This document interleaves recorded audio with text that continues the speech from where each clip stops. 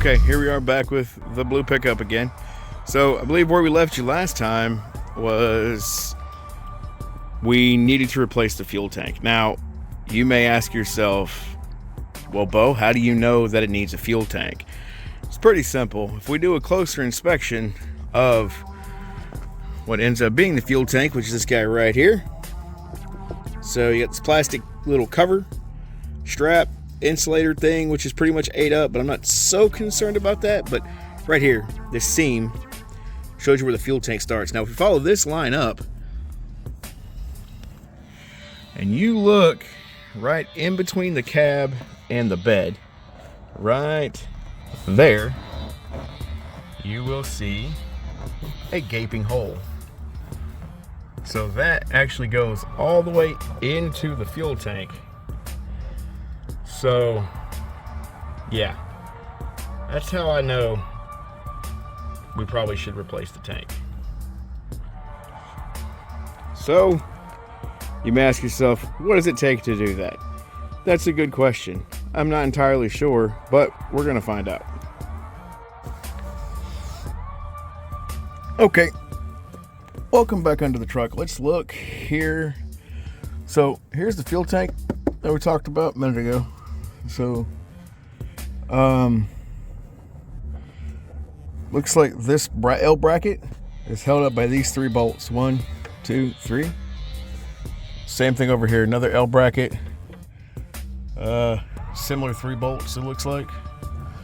So 1 for sure, and then I think that's 2, 3, no, 2. Can't see them, 2 and 3 right down here. But these nuts are old and dried up. We need to get these nuts juicy before we bust them. Wait.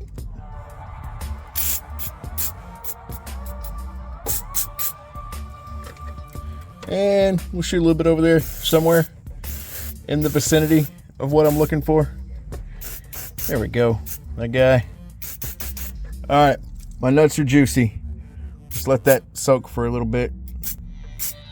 That one. Oh no. This shit's going everywhere. Oh. Okay, so looking at a couple of things, something I didn't show you a minute ago. So right in here is the filler neck right there. So there's a couple ways to do this. You can either pull these little nuts out here, drop the whole neck and everything out with the fuel tank. But these are so corroded and rusty that I'm terrified to death to snap these bolts off. So I decided instead I'm gonna go in here and start pulling on these rubber lines. I got the vent line off. That's this guy here, but the fill line is still very much in there. It's stuck. So the issue I'm having now is trying to get that off that flare fitting. So I got the clamp down, but I can't get it off that flare fitting. So I've made the executive decision that I'm going to cut that hose, because I would rather replace that piece of flex hose, which probably needs to be replaced anyway, other than take the chance of either A, ripping that neck out of the fender, ripping the fender, or breaking the neck. So I figure we'll go ahead and just cut that hose. With the hose split here, I should be able just to peel this off.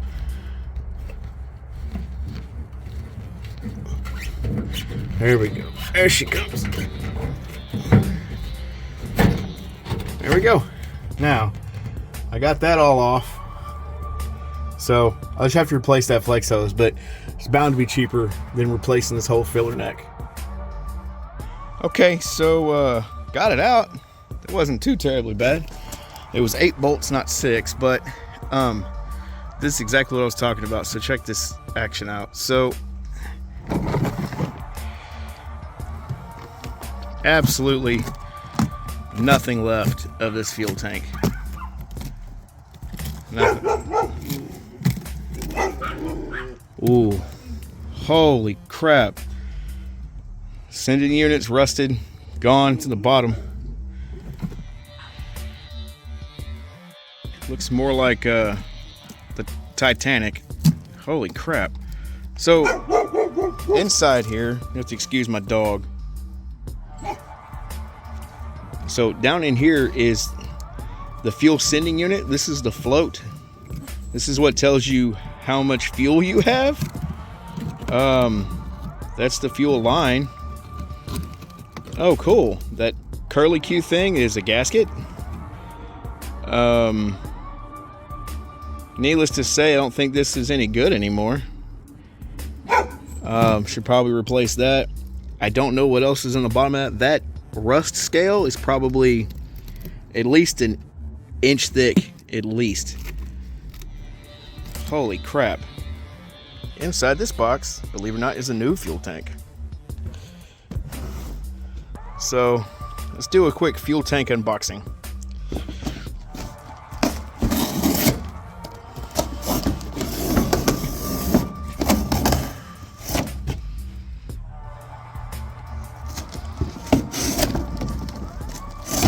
Always cut away from yourself. Yeah.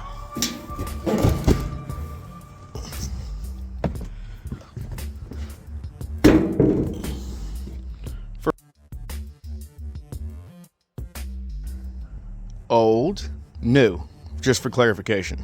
I brought the fuel tanks inside. A couple things I need to do to this fuel tank. From this fuel tank, as you can see, there are some pieces missing. So we need this bracket here that actually bolts it to the truck. We need this strap here that goes along, actually holds it onto the bracket. And then this piece of rubber right here, at least it was rubber, is a isolator or insulator. Not really sure, but I'm assuming keeps the gas tank from squeaking and rubbing on this metal strap, keeping rubbing a hole in the gas tank. What I have here is another fuel sending unit. So this is what the current sending unit looks like. Like this. Like this. This is what it's supposed to look like.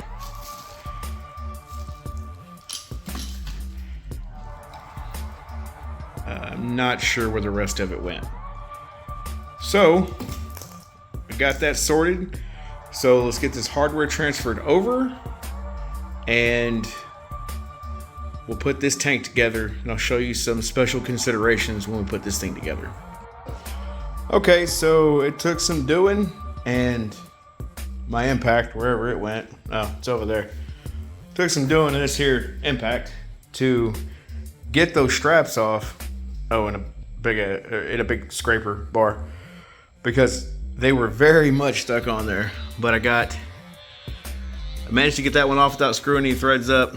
These threads are a little lit, but it'll be all right. So now I want to clean all this off, and I'm looking at this strap. The strap's not in the best condition, but it looks like the rivets are still good here. So I should be able to reuse this, but I'll get it cleaned up and painted. Get it cleaned up, repainted, get that one cleaned up and repainted, and then do something about that. I think I want to paint that too. And here's the completed fuel tank. So the color you see before you is Chevy orange. Real big fan of that color. Number one, it's going on a Chevy truck. Number two, I think it looks really pretty. So you'll see, I did end up reusing these straps here. So once I got them all cleaned up and started looking at the rivets that hold together everything, it was solid enough for me to use this. This kind of got messed up on me, but essentially this fuel tank has a plastic shroud right there that's supposed to protect the front facing portion of the fuel tank from road debris, from just beating the living hell out of it. But I figured that is 1982 technology. Now we have bed liner. So I just bought some can bed liner and from Duplicolor. So, and just put a coat on there It's not very thick. It's not as thick as you'd put it on a bed, so it probably won't last. But, I mean, it's something. Now, you can see it bled through where I masked it off. So it did bleed through around the paint, it bled through on the paint around the tape. I personally don't care because it's going under the truck. No one's ever gonna see it but me. This is not a show truck. This is nothing like that. This is just a fun project for me to play with. What, $40 in paint? Maybe. But the next thing we got to do now is get the sending unit inside here, get the O-ring in, and get the lock ring on. Once that's all done, maybe the hoses. I don't know yet. But once this is all done, then we can take it and go put it in the truck. Okay, so the very next thing we're gonna do is we're gonna look at the new fuel sending unit. So basically all this does, this is the gas float that reports to the fuel gauge how much fuel is in the truck, a preliminary filter, or a sock as some people call it, that's the white deal right there, and basically a supply and return, and this is a vent line. Now the vent line, this particular truck doesn't need, but this was the only sending unit they had available for this truck. You would use this line if you had like a charcoal canister in a evap system. This truck doesn't have that. So basically all I'm gonna do now is take this sending unit, put it in that hole, and make sure it fits. So the black cable's the ground, that stays out. So the float goes in first, sock goes in next. Now, as you can see on here, the ground lead here, and there's another little tab right down here that has these indents. There's one in the tank here and one in the tank back here.